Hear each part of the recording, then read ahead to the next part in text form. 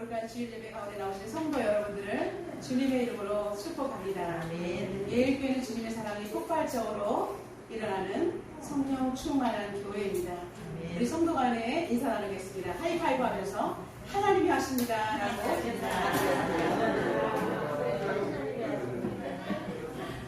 네, 우리의 모든 일들 힘들고 어려워도 우리 하나님께서 친히 하신 줄로 믿습니다. 오늘은 바울의 대서론이라는 제목으로 은혜를 나누겠습니다. 일반적으로 우리 다음 세대에게 질문하겠습니다. 서신서가 무엇일까요? 서신이란 말이 무슨 말일까요? 우리 준호 대답할 수 있을까요? 아니요. 예, 서신이라는 것은 다른 말로 하면 편지예요. 편지. 그래서 일반적으로 우리는 편지 형식으로 쓰여진 성경을 서신서라고 합니다. 신약 성경이 몇 권이죠? 우리 다음 세대? 신약 성경 몇 권이죠? 27권이잖아요. 구약은 몇 권이죠? 39권. 3927 하면 60권. 성경이 66권이 되는 거예요. 그래서 신약 성경 27권 중에 무려 21권이 서신서 형식으로 기록되었다는 것입니다. 그 중에서 우리 사도 바울이 쓴 서신서는 몇 권이나 될까요? 사도 바울이 쓴 것. 네, 13권입니다. 21권 중에 우리 사도 바울이 13권이나 썼다는 것입니다. 사도 바울의 편지를 우리가 종류별로 살펴보면 다음과 같습니다. 사도 바울이 교회마다 편지를 썼는데 편지의 형식에 따라 조금씩 우리가 나눌 수가 있습니다. 먼저 목회서신. 목회서신은 뭐예요? 디모데, 영적으로 낳은 아들 디모데에게 교회를 목회할 때 필요한 지침들을 써서 보낸 서신을 우리는 목회서신이라고 합니다. 그리고 두 번째는 추천서신이 있습니다. 사도 바울이 복음을 전도할 때에 주인에게도 도망 나온 종 오네시모가 있었습니다. 근데 오네시모를 잘 말씀으로 검열하고 그리스도인이 되게 한 다음에 이제 그리스도인들은 이렇게 살면 안 돼. 다시 종에게 돌아가서 그리고 그 종은 오네시모를 억압하는 것이 아니라 이 사람을 잘 그리스도인이 되었기 때문에 잘 도와달라고 추천해서 보냈습니다. 그래서 우리는 빌레몬서를 추천서신이라고 합니다. 사람을 추천하는 것. 그리고 이제 답변서신이라고 있습니다. 교회에 여러 가지 문제가 발생했을 때 성도들이 잘 모를 때 목회자한테 물어봐야 되는데 사도 바울이 명쾌하고 잘 알고 있기 때문에 사도 바울에게 질문을 했을 때 사도 바울은 그 고린도 교회와 여러 성도들을 위해서 답변하면서 이것이 이렇게 교회를 세워가는 근간이 된다라고 답변으로 보내는 것이 답변서신이라고 합니다. 그들은 이 사도 바울의 편지를 받고는 그대로 교회를 잘 이끌어간 줄로 믿습니다. 여러분 궁금한 사항에 대해서 질문에 답변하는 서신을 답변서신이라고 하는데 고린도 전후서와 빌립보서 그리고 이렇게 이 두 개가 해당되고요. 그 다음에 마지막으로 네 번째 회람서신이 있습니다. 여러분 회람이 뭐예요? 돌려간다는 것이죠. 그래서 사도 바울이 보낸 편지를 그 지역에 있는 교회들이 서로 돌아가면서 보면서 자신들의 교회에 잘 적용하는 그러한 편지의 겉면의 말씀인 것입니다. 골로새서와 갈라디아 그리고 로마서와 에베소도 회람서신에 속합니다. 오늘 우리가 은혜받을 말씀도 회람서신에 속하는 것입니다. 특별히 이 로마서는 사도 바울이 써서 로마 교인들에게 전달을 했는데 이 편지를 전달하는 권서인들이 있었어요. 이 복음을 증거함에 있어 혼자 할 수 없을 때 사도 바울의 편지를 전달하는 헌신된 평신도들이 있었는데 겐그레아 지역의 여자 집사 베베라는 자매가 로마서를 사도 바울의 편지를 로마 교회에 전달한 것을 볼 수가 있습니다. 특별히 그 로마서는 성도들의 헌신이 돋보이며 그리고 여러분 로마서는 무엇입니까? 핵심이 뭐예요? 믿음으로 의롭다움을 받는 이심층이가 핵심이지 않습니까? 그러므로 말미암아 오늘 우리가 접하는 이 로마서는 정말 우리 신앙인들에게서 너무나 중요한 서신 중에 하나인 줄로 믿습니다. 제가 이렇게 말씀 서두의 편지의 형식에 대해서 장황하게 이야기하는 만큼 사도 바울의 편지는 당시의 교회와 그 시대를 살고 있는 성도들에게 매우 큰 신앙의 지침이 되었을 뿐 아니라 오늘을 살아가는, 현대를 살아가는 우리들에게도 무척이나 큰 비중을 차지하는 생명의 말씀인 줄로 믿습니다. 사도 바울은 이 로마서를 통해서 로마 교회의 오늘 본문을 통해서 성도들에게 위대한 선언을 하고 있습니다. 왜 위대한 선언을 하냐면 성도들이 신앙생활할 때 갈팡질팡합니다. 힘들고 어려울 때마다 쓰러지고 넘어지기를 반복할 때 사도 바울은 오늘 본문 8장에서 성령에 대해서 강력하게 이야기했습니다. 성령으로 난 사람, 성령의 기름 부음이 있는 사람과 그렇지 못한 사람에 대해서 말씀하셨고, 우리가 기도할 때 정말 우리가 너무나 어려운 일을 당할 때 성령이 말할 수 없는 탄식으로 우리를 위해서 친히 간구하신다라고 서두에서 말씀을 많이 적어 놓았습니다. 그리고 나서 오늘은 이제 오늘 본문에서는 사도 바울이 고린도 교회와 여러 성도들에게 늘 거면했던 것처럼 오늘은 로마 교회를 향해서 대선언을 선포한 줄로 믿습니다. 여러분, 일반적으로 선언문이란 어떻게 보면 대헌장에 속하는 것입니다. 여러분, 우리에도 대헌장이 있죠. 대한민국의 대헌장이 있죠. 교회도 마찬가지입니다. 여러분, 대헌장이라는 곳에 우리가 정체성을 가지고 우리는 이렇게 정말 하나님을 섬기며 따라가겠다는 것이 우리의 신앙의 고백이 대헌장인 것이야.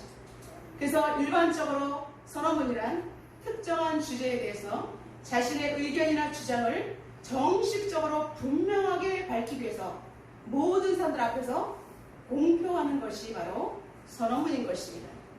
바울은 이렇게 고린도 교회에 대해서 성도들이라면 이렇게 해야 된다라고 자신의 고백을 큰 대선언을 통해서 선포하고 있습니다. 여러분, 바울의 선언의 대주제는 무엇입니까? 성령 받은 성도가 지니고 있는 특권에 대한 선포인 줄로 믿습니다. 저와 여러분은 성령을 받았습니다. 여러분, 우리가 현대를 살아갈 때에 우리는 성령이 없이는 아무것도 할 수 없습니다. 신앙생활할 때 우리는 복음을 지켜낼 수가 없습니다. 하나님께서 천지를 창조하시고 예수 그리스도를 통해서 구속의 사역을 완성하시고 지금은 성령을 통해서 우리에게 계속해서 하나님 나라를 위해서 확장해 갈 수 있도록 복음을 증거할 수 있는 시대가 지금의 시대가 아닙니까? 우리가 이 땅에 살아갈 때 성령님을 의지하고 성령님의 세밀한 음성을 듣고 성령께서 말씀을 조명해 주시고 성령께서 한 걸음 한 걸음 인도하신 대로 따라가야 우리는 지금 이 땅에 살아갈 때에 괴롭지 않고 고통스럽지 않고 하나님의 말씀을 잘 증거하며 따라갈 수가 있게 되는 것입니다. 그러므로 사도 바울은 이 로마 교회의 성도들에게 의해서 성령을 받은 우리는 이제 성령을 받았다면 결단코 세상의 쓰나미에 흔들리지 말고 오직 하나님 앞에서 위대한 선언과 함께 정말 박차고 나아가자라고 말씀하고 있는 것입니다. 우리 예일교회 성도들도 이 험악한 세상 가운데 내가 그리스도인이라면 바울의 대선언처럼 여러분도 오늘 말씀을 통해서 하나님 앞에 아름다운 대선언의 고백이 이루어지기를 주님의 이름으로 선포합니다. 아멘. 사도 바울은 대선언을 통해서 첫 번째로 위대하신 하나님의 사랑을 로마 교인들에게 부각시키고 있습니다. 여러분, 우리가 따라가야 될 분이 누구예요? 살아계신 하나님이시기 때문에 첫 번째로 사도 바울은 위대하신 하나님의 사랑을 우리에게 나타내고 있는 것입니다. 아멘. 여러분, 우리가 하나님께로 사랑하시는데 하나님 우리를 위해 주시는데 누가 우리를 대적하리요? 라고 31절에 말씀하고 있습니다. 아멘. 여러분, 우리가 이 세상을 살아갈 때에 하나님이 나를 이해해 주시는데 하나님이 나를 긍휼히 여겨주시는데 하나님께서 나를 귀하게 보시는데 누가 감히 우리를 대적할 수 있으랴라고 말하고 있습니다. 여러분, 누가 우리를 대적할 것인가? 오늘 이 말씀에 여러분 새 힘을 얻으시기를 주님의 이름으로 축원합니다. 현실은 우리가 살아갈 때 너무나 거대한 골리앗과 같은 삶을 살고 있습니다. 아침에 일어나면서부터 여러분 얼마나 많은 부대낌 속에 살아갑니까? 자녀를 키워야 되죠. 남편을 세워야 되죠. 아내를 세워야죠. 부모님들이 편찮을 시도 부모님한테 달려가야죠. 자녀를 결혼시켜야죠. 손주들을 돌봐야 되죠. 직장생활하는 분들은 얼마나 또 사람들의 인간관계 속에서 힘듭니까? 사업을 하는 분들은 리더로서 얼마나 많이 머리가 아픕니까?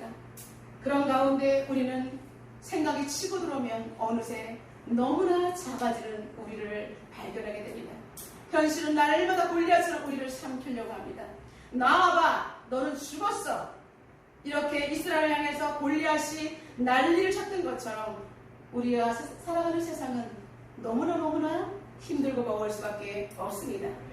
그러나 여러분, 말씀을 가졌던 소년 다윗, 너는 칼과 단창으로 나오지만 나는 만군의 여호와 이름으로 나아간다라면서 그에게 달려가면서 물맷돌을 던졌을 때 정통으로 골리앗의 이갈에 맞춤으로 말미암아 급소를 맞춤으로 말미암아 그를 쓰러지고 마침내 죽게 되었다는 것입니다.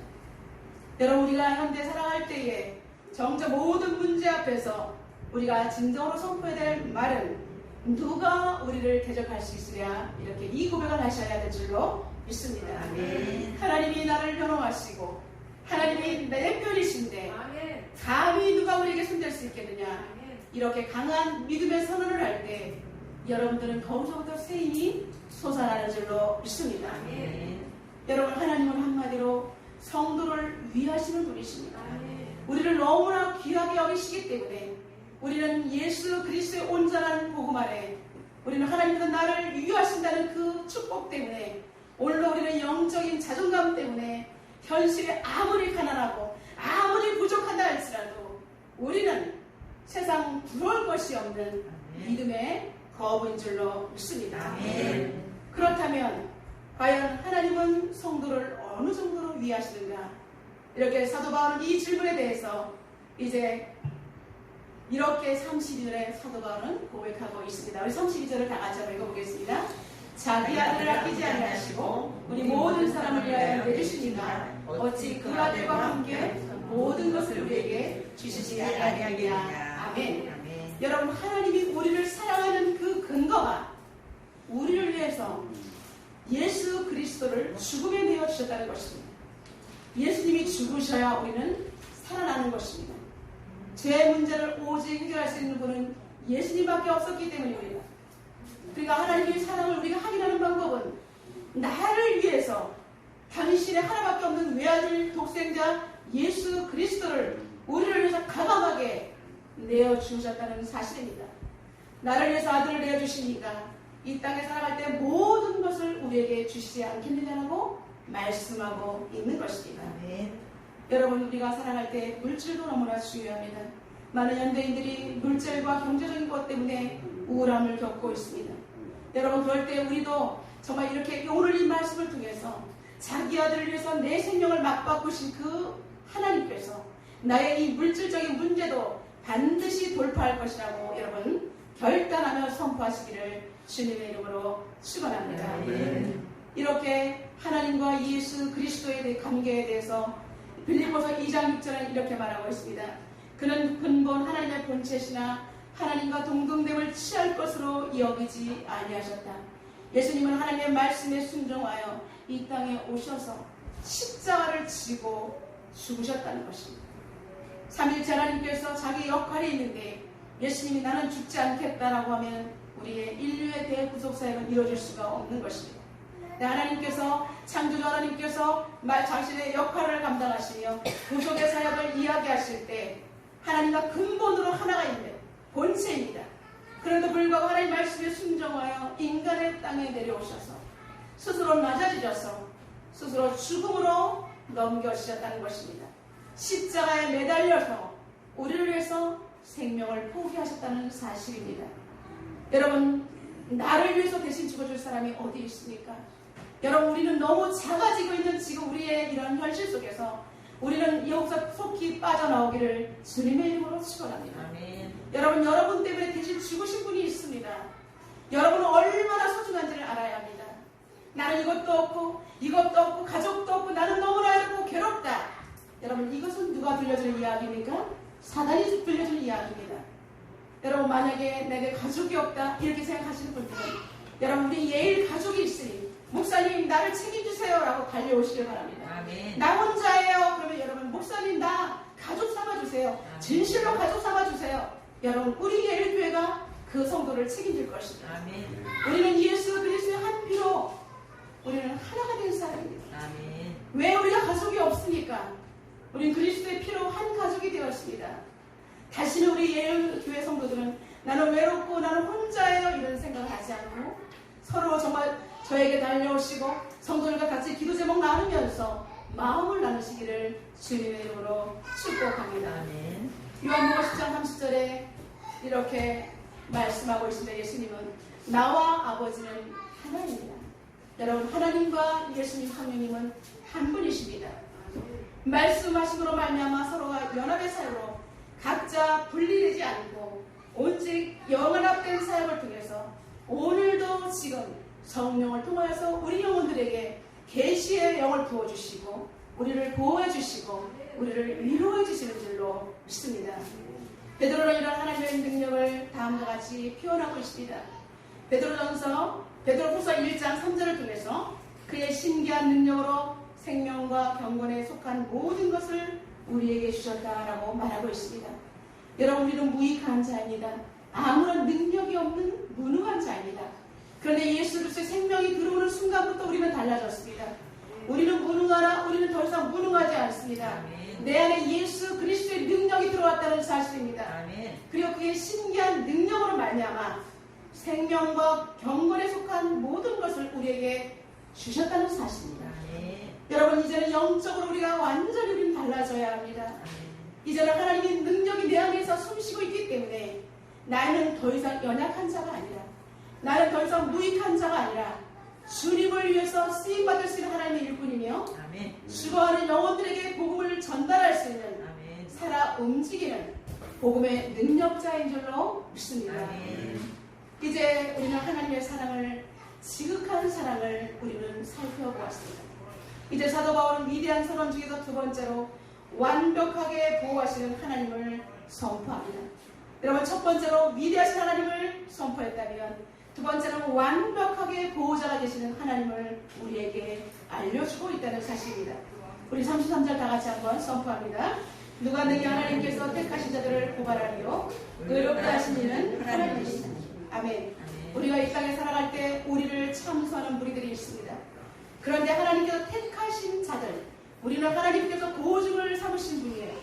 예수 그리스도의 보혈의 피로 우리는 구원을 받았기 때문에 그 어떤 세력이 우리를 건드릴 수가 없습니다. 하나님의 자녀라고 인을 탁 쳐주셨기 때문에 하나님의 도장이 우리에게 찍혀있기 때문에 우리는 택하신 하나님의 백성인 줄로 믿습니다. 사도 바울은 우리 로마 성도들에게 우리는 하나님께서 택하신 자들이기 때문에 누가 우리를 고발하리요? 우리는 더 이상 죄가 없다라고 의롭다라고 말씀하시는 이가 누구냐? 위대하신 하나님이시라고 말씀하고 있습니다. 아멘. 사도 바울은 강력하게 이제 우리에게 정말 이 말씀을 각인시키기 위해서 누가라는 말로 우리에게 도전을 하고 있습니다. 4개의 질문들을 차례로 제기하면서 성도들이 가지고 있는 특권을 강조하고 있습니다. 첫 번째는 누가 고발하리요? 라고 우리 오늘 본문 1절부터 31절을 시작했죠. 누가 우리를 대적하리요? 그 다음에가 누가 우리를 고발하리요? 두 번째가 고발하리요. 예, 여러분 고발이라는 말은 무엇입니까? 사람들이 우리를 법정에다 세우기 위해서 고발한 거예요. 그 다른 언어로는 우리는 송사라고 말하고 있습니다. 여러분 누가 나를 법원에 걸었다면 우리는 재판에 넘겨지게 되어서 재판에 서야 하는 것입니다. 그래서 재판의 처음 단계로 이제 검사가 제 혐의를 주장하며 이제 피의자에게 재판부에서 기소하는 절차를 말하는 것이 송사입니다. 이러한 행위를 하는 자가 누구일까요? 우리를 법정에 세우기 위해서 거짓으로 뒤집어 씌우면서 이 사람은 나쁜 사람이에요, 사기꾼이에요, 못된 자예요 라고 우리를 고발하는 자가 누구입니까? 여러분 성도를 대적하는 악한 사탄 마귀인 줄로 믿습니다. 악한 사탄 마귀는 겁도 없이 하나님 앞에서 여러분 여전히 태어난 모습으로 이러한 일을 저지르고 있습니다. 계시록 12장 10절에 그 근거가 있습니다. 우리 형제들을 참소하던 자, 곧 우리 하나님 앞에서 밤낮 참소하던 자. 여러분 하나님 앞에서 밤낮 참소하던 이 악한 원수마귀는 마지막 때는 이제 무적에게 던져지는 벌을 받게 되는 것입니다. 하나님께서는 우리가 지금 이 땅을 살아갈 때에 밤낮 우리를 하나님 앞에서 고발하는 자가 바로 사단 마귀라는 거예요. 여러분 이렇게 사탄과 그의 무리들은 끊임없이 하나님을 향해서 달려가는 성도들을 위해서 그렇게 우리를 미워하고 있는 줄로 믿습니다. 왜냐하면 성도들 하나님 사랑해요. 하나님 말을 믿습니다. 예수 그리스도만이 온전한 나의 구세주이시다. 이렇게 고백하죠. 하나님 앞에 고백하고 그리스도인답게 행동한다는 것입니다. 아멘. 하나님을 고백하죠. 그리스도인답게 빛과 소금으로 살아가려고 애를 쓰니까 사단이 배가 아파서 하나님이 축복하니까 제가 그러죠. 하나님 정말 물질을 파쇄해 보세요. 당장 하나님 없다고 할걸요. 계속해서 하나님을 시험하는 이런 말을 던지는 것입니다. 여러분 우리가 욥기에서 너무나 잘 보았던 것처럼 사단 하나님이 보호하시니까 그렇죠. 하나님이 만약에 정말 하나님이 신경 쓰는 것 같지 않으면 저 사람은 반드시 금방 원망할 거예요. 이렇게 밤낮 우리를 하나님 앞에서 참수하는 자가 마귀라는 것입니다. 여러분 그러나 우리를 끊임없이 지적하고 있는 그 사탄은 바쁘지만 그러나 성령의 기름 부심이 끊임없이 부어지는 성도들에게는 결단코 악한 원수마귀가 자신들의 목적을 달성할 수 없다는 것을 누가 고발하리요라고 사도 바울은 말하고 있습니다. 사도 바울은 말하는 것은 마귀가 우리를 아무리 어려운 곳에 고발해서 세운다 할지라도 우리를 죄에 있다, 우리를 멸망 가운데 빠뜨릴 수 있는 근거는 전혀 없다는 것입니다. 아멘. 명백하게 우리는 하나님 보호하시기 때문에 아멘. 그리고 하나님을 고백하는 그 아름다운 신앙의 고백 때문에 우리는 결코 죄인의 형틀에 넘겨지지 않는 것입니다. 아멘. 여러분 이제 시편 51편 4절에 보면 다윗이 통해자복에 눈물을 하면서 하나님 앞에 회개한 대목이 나옵니다. 내가 주께만 범죄하여 주의 목전에 악을 행하였사오니 주께서 말씀하실 때 의로우시다 하고 주께서 심판하실 때에 순전하시다 하리이다. 아멘. 무슨 뜻입니까? 다윗은 세상에서 죄를 졌습니다. 우리아의 아내 밧세바를 범한 그러한 엄청난 죄를 졌고 그의 이 모든 죄를 가리기 위해서 우리아를 전쟁이 맹렬하게 일어날 때 전쟁터에 나가서 보내기 위해서 죽게 만들었습니다. 여러분 죄를 지을 때는 눈이 가려져서 정신없이 죄를 졌다가 이제 나단 선지자가 말합니다. 왕이시여 어떻게 이런 일을 저지를 수가 있습니까? 하나님께서 지금 책망하십니다 했을 때 그는 그 자리에서 엎드려서 하나님께 통해자복을 하면서 하나님 내가 잘못했습니다 라고 기도하기 시작했습니다. 얼마나 많이 회개의 눈물을 흘렸는지 자신이 누워있는 침상이 눈물에 둥둥 떨 정도로 그렇게 많은 눈물을 흘리면서 하나님 내가 죄인입니다 라고 고백했다는 것입니다. 오늘 시편 51편 4절에 내가 주께만 범죄하였다라고 고백하는 것입니다. 내가 주의 목전에서 악을 행하였으니 주님 말씀하실 때 나를 이렇게 회개하오니 주님 나의 죄를 의롭다 해 주시옵소서라고 그렇게 기도하는 것입니다. 사랑하는 성도 여러분, 우리는 인간관계 속에서 우리의 실수가 있다면 우리는 인간관계에서도 풀어야 하지만 하나님 앞에서 하나님 내가 주님께 범죄했습니다라고 회개해야 된다는 사실입니다. 그럴 때 하나님께서는 우리의 모든 죄를 없다고 덮어주시기 때문에 이제는 사단이 더 이상 우리의 제목, 저 사람이 이런 죄를 저질렀어요, 우리를 고발할 수 있는 근거를 없애주신다는 것입니다. 그러게 우리는 날마다 참회의 기도를 하며 거룩한 주일 앞에 하나님 앞에 나왔을 때 일주일 동안 지난 모든 것들을 하나님께 고백하며 다시 말씀으로 새로워지기를 원합니다라고 그렇게 하나님 앞에 기도를 하는 것입니다. 세 번째, 누가 정죄하리요라고 말하고 있습니다. 여러분 이사야 50장 9절에 보라 주 여호와께서 나를 도우시리니 나를 정죄할 자가 누구냐? 보라 그들은 다 오가 같이 헤어지며 조미 그들을 먹으리라. 여러분 하나님께서 인정하는 사람은 누가 정죄할 수가 없다는 것입니다. 하나님 앞에 올곧게 살아가는 사람을 정죄하는 그 사람이 오히려 화를 당하게 될 것이라는 것입니다. 그렇기 때문에 우리 그리스도인들은 악을 악으로 갚지 아니하고 우리의 씨름이 혈과 육의 싸움이 아니라 하늘의 공중에 거주하는 악한 사단과의 씨름이기 때문에 우리는 사람들과의 정면으로 돌파로 싸우는 것이 아니라 참고 인내하면서 하나님 앞에 기도하는 방법을 택하는 이유가 바로 여기에 있는 것입니다. 그렇다고 해서 우리가 정죄를 당할 자가 없다고 생각해서 우리는 함부로 살아서는 안 되는 것입니다. 우리는 늘 십자가를 붙들고 예수 그리스도 십자가의 그 부활의 영성에 참여할 때 그리고 늘 겸손의 모습으로 하나님께 엎드릴 때 우리는 우리를 정죄할 자로부터 완벽한 보호를 받게 되는 것입니다. 아멘. 누가 끊으리요? 35절에 말하고 있습니다. 누가 우리를 그리스도의 사랑에서 끊으리요? 환난이나 곤고나 박해나 기근이나 적심이나 위험이나 칼이라. 여러분, 우리를 그리스도의 사랑에서 끊을 사람은 아무도 없는 줄로 믿습니다. 곤고한, 여러분 사도 바울 7가지의 이야기를 했습니다. 환난과 곤고와 핍박과 기근과 적심과 위험, 칼, 모든 종류의 고통이나 손실을 환난이라고 말하고, 곤고는 내면적으로 당하는 곤경, 불안, 공포, 걱정입니다. 핍박은 정말 부당의 폭력을 당하는 고통, 그리고 기근은 굶주림과 핍절한 가난, 적심은 헐벗음과 수치스러운 것, 위험은 사람과 자연으로부터 당하는 얘기지 못하는 피해, 칼은 세상 사람들로부터 가해지는 무력인 것입니다. 여러분, 이 모든 것에서 우리는 완벽한 보호를 받는다라고 사도 바울은 고백하고 있습니다. 그렇다면 성도는 어떻게 이런 고난을 피할 수 있을까요? 여러분, 환난이나 기곤이나 이것을 우리는 당하지 않을 것 같다고 하지만 현실은 어떠합니까? 이 고난이 우리에게 임한다는 사실입니다. 환난이나 기근이나 칼이나 적신이나 우리를 넘보지 못할 것이라고 하지만 현실 가운데는 고난을 피할 수 없다는 것입니다. 왜일까요? 여러분, 하나님을 믿는데 나 하나님을 믿으면 이런 아무런 고통이 없으면 좋겠어. 하나님 고난을 면제해 주시면 너무나 좋겠어. 이렇게 생각하고 있지요. 여러분, 주님께서 아무런 환난을 주시지 않으면 너무나 좋을 것 같지요. 여러분, 그러나 우리에게는 환난이 있다는 사실입니다. 의인은 고난이 많으나 의인은 완전히 서리라고 주님께서 말씀하셨습니다. 여러분, 의인에게 오히려 환난이 더 많다는 사실입니다. 왜 역설적으로 왜 의인이 하나님 앞에서 올바르게 살아가는 사람에게 왜 환난이 많습니까?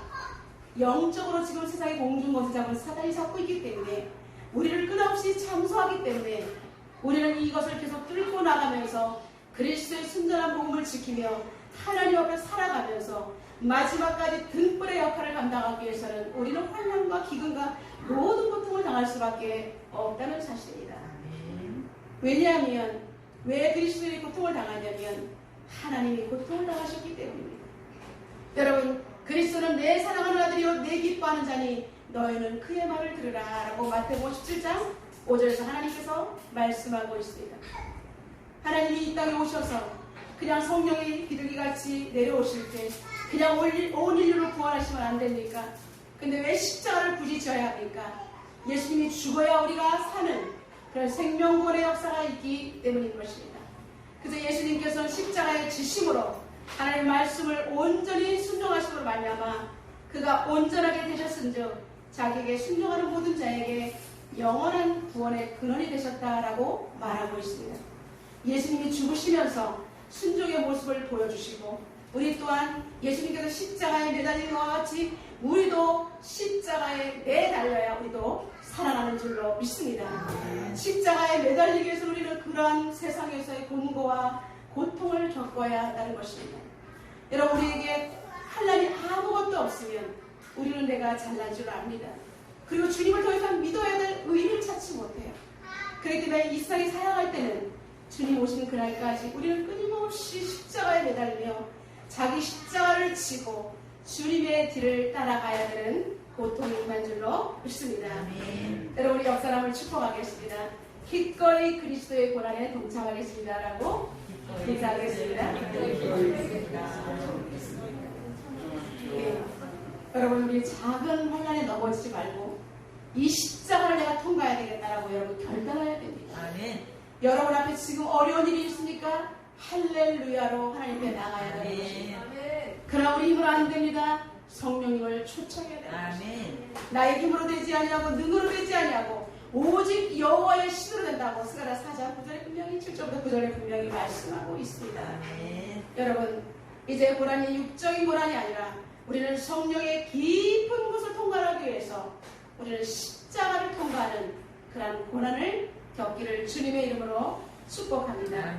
이것이 성도의 특권이며 죽음을 뚫고 영광스러운 부활에 동참하시는 하나님의 그 영광에 우리가 동참하기 위해서 성령 받은 성도는 이 과정을 거쳐야 한다는 것입니다. 세 번째, 사도 바울은 이제 넉넉히 이기는 신앙의 소유자가 될 것을 우리에게 건면하고 있습니다. 37절입니다. 그러나 이 모든 일에 우리를 사랑하신 이로 말미암아 우리가 넉넉히 이기느니라. 아멘. 아멘. 여러분, 환난과 기근과 이렇게 7가지와 같은 고통스러운 것을 우리가 넉넉히 이길 수 있는 것은 성령 하나님께서 우리를 도와주신다는 사실입니다. 아멘. 내가 이기는 것이 아니라 성령께서 이미 이기는 싸움을 내가 걸어가는 것이기 때문에 우리는 그냥 가까스로 이기는 것이 아니라 넉넉히 이기는 줄로 믿습니다. 아멘. 완전한 승리를 넉넉히 이긴다라고 표현하고 있습니다. 아멘. 여러분, 비록 성도는 죽음의 환난을 당하여 순교를 당한다 할지라도 그것은 패배가 아니라 완전하게 이기신 하나님의 승리에 동참하는 것입니다. 아멘. 사도 바울은 이렇게 고백합니다. 내가 확신한다. 내가 확신하노니 사망이나 생명이나 천사들이나 권세자들이나 현재일이나 장래일이나 능력이나 높음이나 기쁨이나 다른 어떠한 피조물이라도 우리를 우리 주 그리스도 예수 안에 있는 하나님의 사랑에서 끊을 수 없다라고 확정을 짓고 있는 줄로 믿습니다. 아멘. 여러분, 사도 바울의 이 피맺힌 여러분 이 외침을 한번 생각해 보시기 바랍니다. 누가 그리스도의 사랑에서 끊을 수 있느냐? 사망이나 기쁨이나 높이나 현재이나 장래이나 그 어떤 피조물이라도 예수 그리스도 안에 있는 하나님의 사랑에서 결단코 끊을 수 없다라고 말하고 있는 것입니다. 아멘. 여러분, 결단코 앞으로 수마귀가 우리를 건드릴 수 없고 완벽하게 보호하신 하나님의 사랑 안에서 우리는 끊어질 수 없다는 사실입니다. 아멘. 여러분, 이제 우리는 하나님 앞에서 위대한 바울의 대선언문을 통해서 도전을 받고 있습니다. 어떠한 사람이 자신의 그 선언문을 인터넷에 올린 것을 여러분과 나누고자 합니다. 이 사람은 너무나 담배 끊기가 힘들어서 이렇게 올렸던 것 같습니다. 제목, 금연 선언문. 1. 담배는 나의 몸과 마음을 갉아먹는 영약한 존재이다. 2. 담배는 나의 정력과 청춘을 시들게 하는 포악한 존재이다. 3. 담배는 나와 남의 생명을 보이지 않게 앗아가는 사악한 존재이다. 그러므로 나는 인간다운 삶의 백해 무익한 담배를 오늘부터 절대 피우지 않을 것임을 나의 양심과 부모님의 이름으로 모든 이에게 엄숙히 선언한다. 작성자 땡땡땡. 여러분, 이렇게 담배 하나를 끊기 위해서도 선언문이 필요합니다. 여러분, 선언문을 작성한다는 것은 자신이 생각으로 나온 것을 딱 표시하면서 읽으면서 맞아, 내가 이제 결단해야지, 이렇게 되는 것이 선언문인 것입니다. 제가 오늘 서두에 말씀드렸던 것처럼 이제 우리의 결단을 하나님 앞에서 고백하는, 우리가 날마다 사도신경을 고백하는 것처럼 성도로서 나는 이러한 고백을 통해서 이러한 믿음을 살아가겠다는 것이 사도신경인 것입니다. 그것처럼 오늘 이 말씀을 통해서 우리는 다시 말씀대로 살아가기 위해서 우리는 우리의 사명 선언문을 다시 한번 우리는 작성해 보아야 합니다. 아멘. 이 땅에 오셨을 때 예수님께서는 당신의 사명 선언문을 우리에게 말씀해 주셨다는 사실입니다. 이사야 61장 1절입니다. 주 여호와의 영이 내게 임하셨으니 이는 여호와께서 내게 기름을 부으사 가난한 자들에게 아름다운 소식을 전하게 하려 하심이라. 나를 보내서 마음이 상한 자를 고치며 포로된 자에게 자유를, 그리고 갇힌 자에게 노임을 선포하기 위해서 오셨다라고 당신의 사역을, 사명을 통해서 우리에게 말해 주신 줄로 믿습니다. 사랑하는 성도 여러분, 이제 말씀을 맺겠습니다. 여러분의 신앙은 어디에 와 있습니까? 많은 사람들이 넓은 길로 걸어가고 있습니다.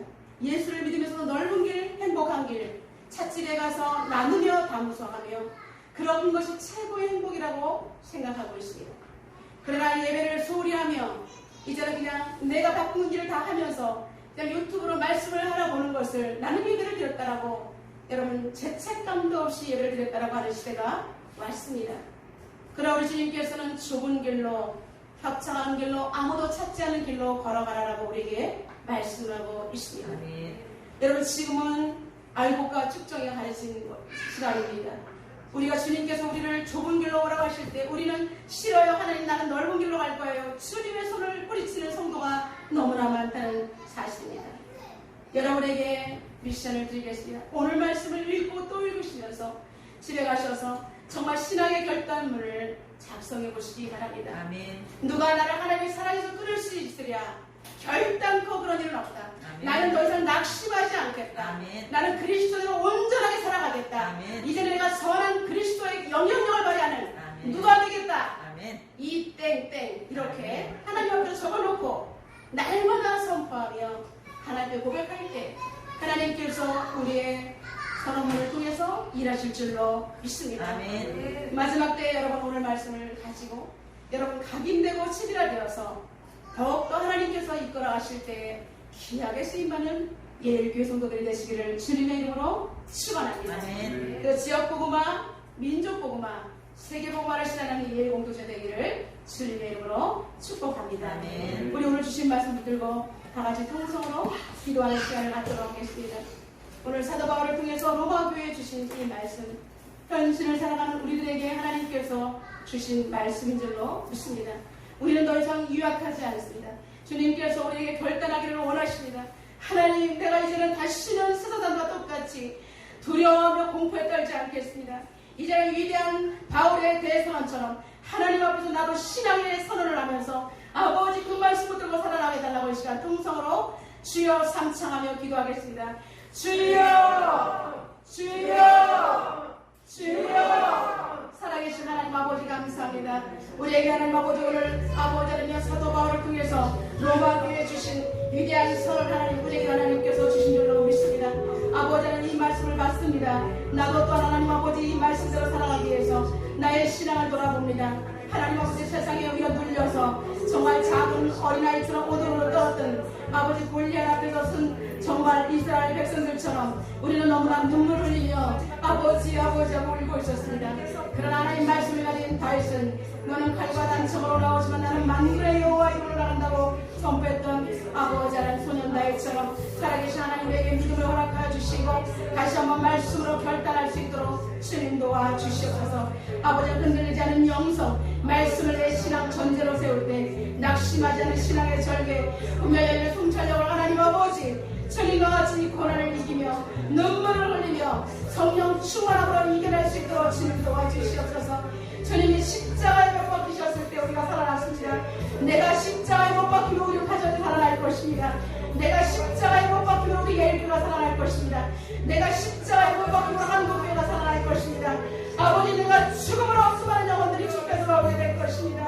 하나님 아버지 사랑 오늘도 끊임없이 정죄합니다. 하나님 축복주셨으니까 저 사람이 신앙이 좋은 것이라고.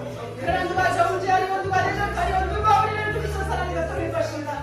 결코 아버지는 사단에게 타협하지 않게 도와주시기를 원합니다. 하나님 아버지 사단에게 타협하지 않는 우리 가정이 되게 도와주시옵소서. 우리의 자녀가 되게 도와주시옵소서. 우리의 교회가 되게 도와주시고 이민족이 되게 도와주시고 세계를 관리하게 도와주시기를 원합니다.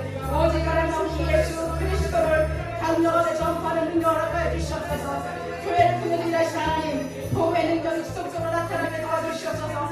마지막 때까지 더욱더 소리로 주님을 외치게 도와주시옵소서.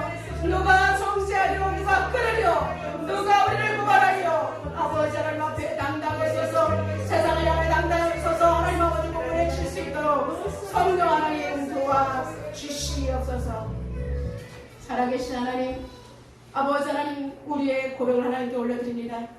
하나님 아버지 더 이상 세상 가운데 오돌오돌 떨며 울지 않게 도와주시옵소서. 아멘. 세상에 아버지 안에 깊이 처박혀서 정말 한순간 눈물과 고통 속에 신호하지 않게 도와주시고 이제는 아버지 그들 모든 육을 껍질을 벗고 영적으로 성령 하나님께서 강력하게 기름 부으시는 그 말씀 따라 바울의 위대한 선언한 것처럼 하나님의 신앙의 위대한 선언을 주님 앞에 선포합니다. 아멘. 흔들리지 않는 영성 낙심하지 않는 신앙의 절대로 오늘도 하나님 아버지 승리하게 도와주시고 지역 복음화 민족 복음화 세계 복음화를 실현할 수 있는 예일 공동체가 되게 하여 주옵소서. 아멘. 예수님의 이름으로 기도드리옵나이다. 아멘.